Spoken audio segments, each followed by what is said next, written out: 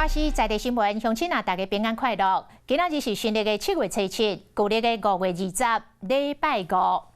24节气今仔日来到小暑，讲打来，下一天比一天搁较热，乡亲都爱保重家己，唔通去热着。讲这个台中已经小连续几啊天的中昼，高温拢升到36度。有一个57岁乡亲，骑机车骑到热甲，趴伫路边的这个机车顶，表情是真痛苦。加在拄到远景来巡逻，赶紧叫119甲送病院。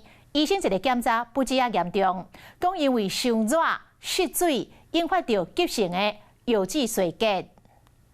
车要倒位啊！远景巡逻发现这个57岁男子坐机车，表情真痛苦，身躯胃头前起，趴伫咧机车顶。没事啊，我知道没事啊，去检查一下。查甫人倒手摸胸坎皮皮喘，远景爱伊落车去有风的所在来休困，一连徛拢徛袂知，佮讲无爱去病院。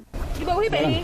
你无去，我袂放心啦。救护人员赶到现场嘛，感觉伊真无对等，可劝伊去病院检查。结果到病院，医生检查了后，才发现讲男子因为天气受过烧热来脱水，低速急性腰子衰竭，若是佮拖落去，就会有性命危险。好在在医段医观察了后，顺利来出院。我的工作就是每天在外面跑啊，会啊，都会穿外套之类的。连续过6天，台中中昼的高温特别活36度，伫外口骑奥多麦民众拢热甲袂堪的。气象局估计，这个高温也会继续。台湾上空以及台湾附近，整体的云量都是相当的偏少。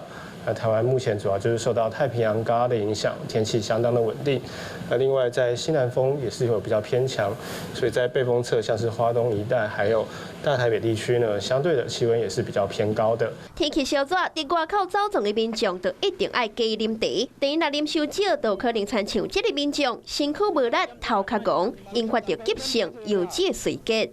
嗨，我是庄宇杰，想要看到更多的新闻内容吗？赶快订阅华视新闻的 YouTube 频道，并且开启小铃铛，跟着宇杰一起看新闻吧。